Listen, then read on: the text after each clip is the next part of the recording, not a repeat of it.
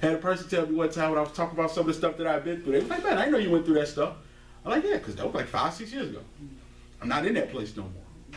So I can talk about stuff I conquered because it's the past. You know? But if you never get past it, you never get to testify about it. I don't have no problem telling you I had issues with my weight and anxiety and apnea. Part of my experience. But most people are too ashamed to tell what they've gone through. But I'm telling you what I've gone through because you may be going through it. And I want you to be able to see that there's a way out. So you have to slow down. Stop running. You know, stop running from all the stuff that's going on around you and just be honest about it. You know, I don't like where I am. I don't like what's going on in my life. And I want to change it. And then actually do something about it. See, when you come and you say, okay, I'm going to give my life to Christ. Okay, that's the starting point. So now, after I've given my life to him and I made him my Lord, now I have to perfect my walk. But that's the same thing with everything. Real funny how that works. It's like, okay, it's the same principle with everything for my life. I decided to start a business. Now I have to learn how to perfect being a business person. I have to study daily. Set aside that time. I'm going to set aside time for my word because I need to be spiritually edified and motivated and encouraged. And I need to stay connected to God because God has given me the wisdom. Then I need to set aside time to work on my craft. Because whatever it is that I'm about to do, I need to be good enough at it for people to pay for it. Because that's how my gift is going to make room for it. You know, if you get up there in front of people and you're not making any sense and you don't have any knowledge and you aren't good at what you do, you won't get up there again. It'll be over. Okay. You know? But think about it like this. When it's over, then what? You know, when it's over, I still got the same problems. And I don't want you to have those problems. I don't want you to have to go through that. Especially unnecessarily. When somebody could teach you. Because you get it faster. You'll get it faster than I got it. That's the beautiful thing. What we're talking about right now will get you where I was faster. You know, my client right now, we started 4 weeks ago. And 4 weeks later, she's 3/4 of her way through a book. And by August, she'll have a book out. This thing took me months to just get started. And then it took me more months to get through. Because I didn't know the way. Yeah. But because she trusted me, and she bought my time, because essentially this is what she did, she bought my time and my information. By the time August comes around, it'll be done. And all the mistakes I made, guess what? She won't make them. You know why? Because I won't let her. Right. Like, don't do that. That sounds like it's going to work, but that don't work. So what you have to understand is that's the purpose of walking under someone. But if you're always running, if your response is to run, you don't get it. You know, every time I see you, if you've never done nothing toward it, it's probably because it's bigger than you can see. So why not say, well, bro, where do I start? You got any suggestions as to how I maybe could get going and pick up some momentum? Don't be ashamed. Because I can see that you don't know because you're not doing it. See, people don't understand this. I'm not hiding anything when I don't do something, when I avoid you. You ain't hiding nothing. And I wasn't hiding anything. Because the people who are really about it, they know that you avoid it because you haven't done it. You know, the teacher knows that you didn't come to class because you don't have your homework. You know, the mentor, the master, the pastor, they know that you're not showing up because you haven't done it. So why not just show up and say I didn't do it? So they can say, well, why didn't you do it? Well, I didn't know where to start. Okay, well, here you go.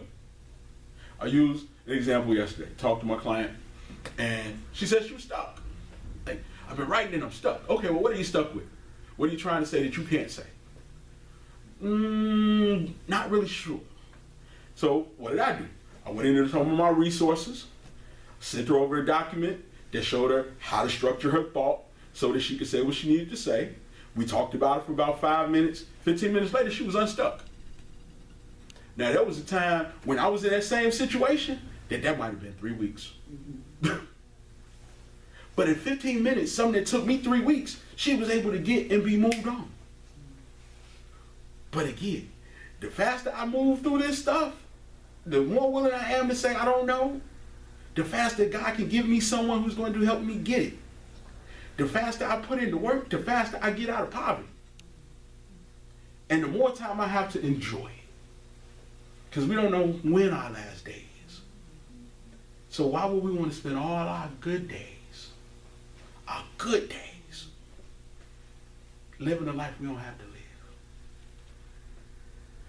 Why? Just because we're afraid? Just because we're ashamed? Just because we don't know? Word says my people will perish for lack of knowledge. But he didn't say knowledge wasn't available. It said, any man who lack wisdom, let him ask the Father who obeyed him not. And then he puts people in your life. You know, God blessed the people at Epic Lunch. God bless Joe. You know, but I didn't know that Joe was working on that. That was being worked out while I was writing. I had no clue that the two would come together. And now we've been partners for 5 years now.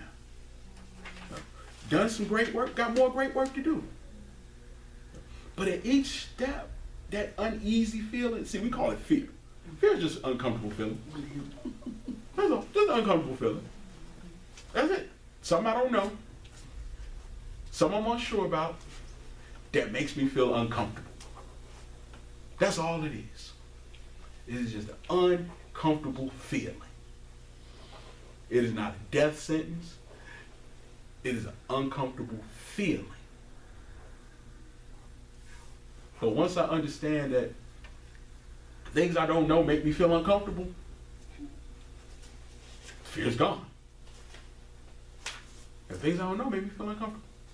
You know, not being prepared makes me feel uncomfortable. You know, the moment is never too big for people who prepare properly. You know, if you prepared and you've studied and you've written out your notes and you've practiced it 5 times and you got it down pat, it could be 1 million people in this room. And guess what? You're going to be able to be okay.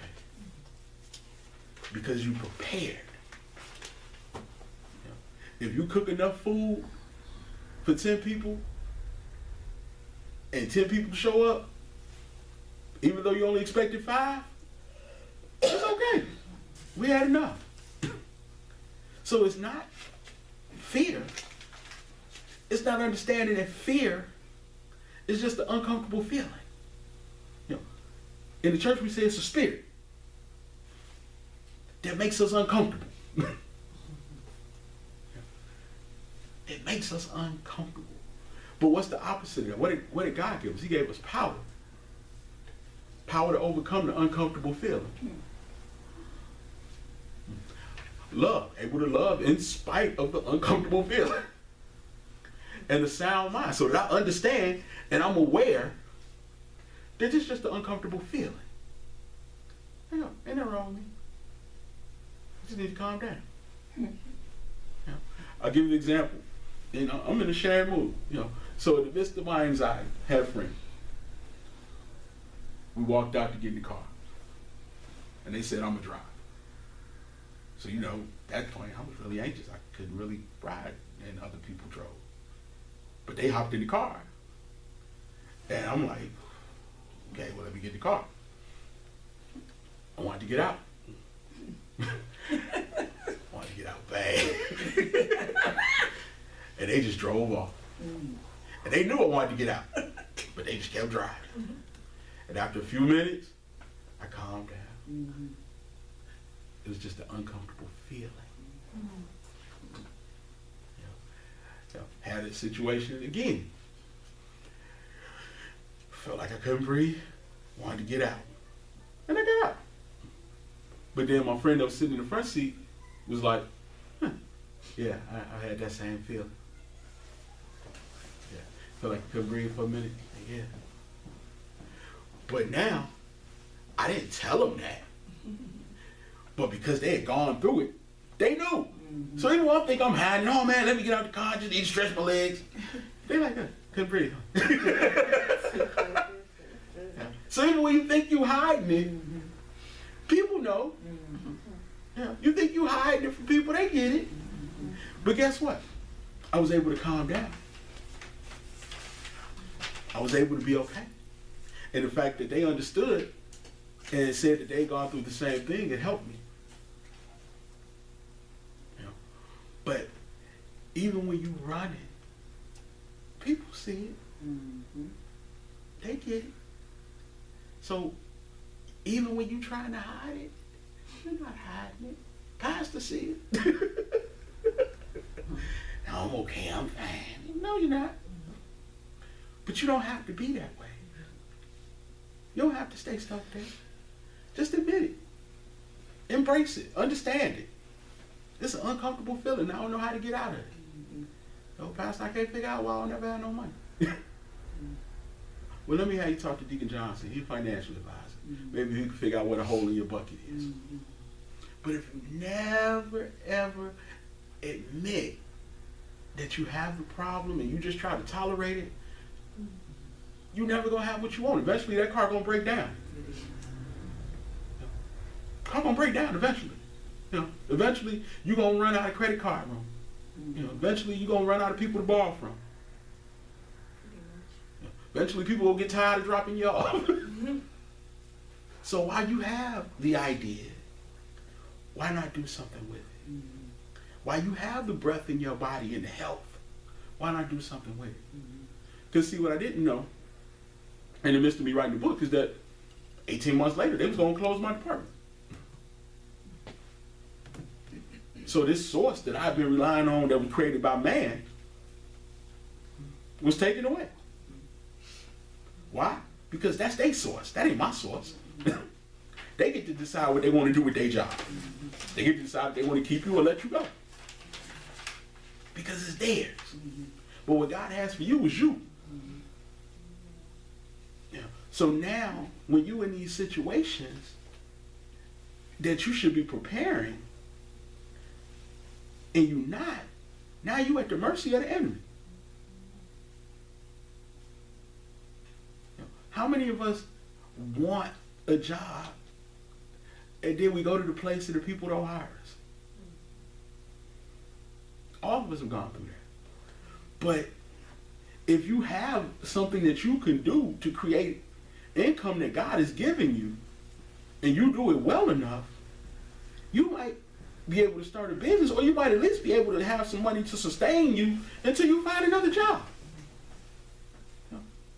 Had a guy that I worked with, he had gotten laid off from his good job. And this was his part-time job that we were working together at the time. So he was out cutting grass and moving stuff for people. He had a truck. So even though he didn't have a good job that he had before because they laid him off, he had physical strength and wisdom to say, I'm not going to lie down. I'm going to get out here and I'm going to hustle. So now, he would come in to work midnights together. He's like, yeah, man, tired.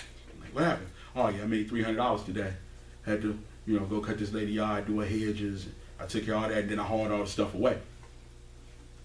So now, none of his bills got behind. He was still able to give like he wanted to give. He was still able to bless like he wanted to bless.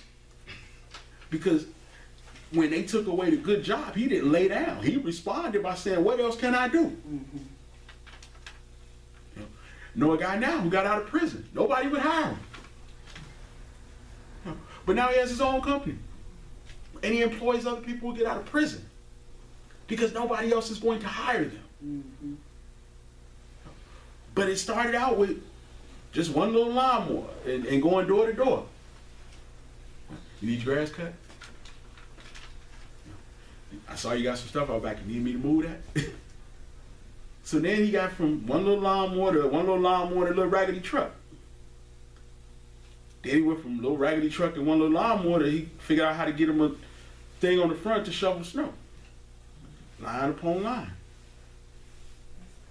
One thing at a time. But his response to them telling him, no, we're not going to hire you, was not to lay down. Mm-hmm. It was to say, well, God, what else can I do? Mm-hmm. I got a gift to coach, teach, train, and develop. So when they let me go, like they let go of my whole department, I wasn't running around yelling and cursing people out. I was like, oh, I'll be okay. I'm just going to take my gift and use it to feed me and mine. So you have a gift. Because they may not hire you. You know, my mother was talking about, kids get a job. And I said, well, where you going to work in Gary? And we both looked at each other kind of like, well, that's a good boy.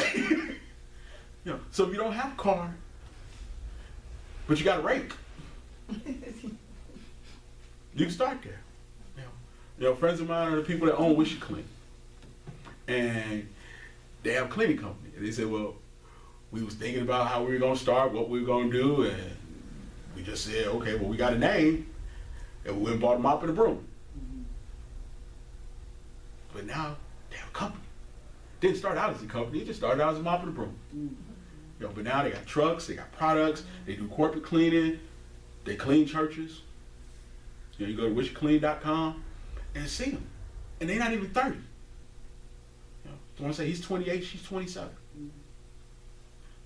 So how are you going to respond when adversity comes? Are you going to say, but I got no one to take me down there? By the time I get to the pool, somebody already put their toe in? Mm-hmm. Or are you going to decide to be made whole? Because see, it's not going to be because it's a sunny day. It's not going to be because you feel absolutely awesome. And if you're waiting to feel absolutely awesome, that's probably not going to happen. If you're waiting to not feel uncomfortable about starting, it's not going to happen. And even once you get started, it's still going to be uncomfortable because now you got to maintain it. Yeah. So you got to learn how to live with being uncomfortable. Do you know the burden that's on the pastor? They not only got to shepherd the flock, they got to make sure that the bills are paid. So now, I got my own life. I got your life. I got this building. But I still got to preach on Sunday. Have you ever thought about that? That, whether, it's a good day or a bad day, whether, I got some good news, some bad news, I still got to show up and open up the doors of the church. That I still got to show up and preach a word. You don't know what happened last night, but I showed up Sunday morning. So it's not about motivation. It's not about feeling good. It's about being committed. Because see, when you committed to it, you do it good days, bad days, and all days in between. Amen. But most of us, we fall victim to thinking we're supposed to feel good. People, when I first started this, people used to call me a motivational speaker. And I would tell them I don't really like that term because most days people are not going to be motivated. Right. Motivation is just a temporary hypnosis that's followed by long periods of inactivity. I'll say it again. Motivation is a temporary state of hypnosis that is followed by long periods of inactivity. I'll break it down in terms that we can understand. You're going to shout on Sunday. Mm-hmm. But then what happens on Monday when the shouting stops? Mm-hmm. Are you going to be committed to what you committed to when you were standing at that altar praying on Sunday? Mm-hmm. On Monday? When there are no organs? Right. When nobody's looking? Mm-hmm. Are you still committed? Mm-hmm. Or are you only committed for that 45 minutes of... When I think about, when the organ's playing, because see, that's a hypnotic trance brought on by the organs and the environment. You know, that's designed to uplift you.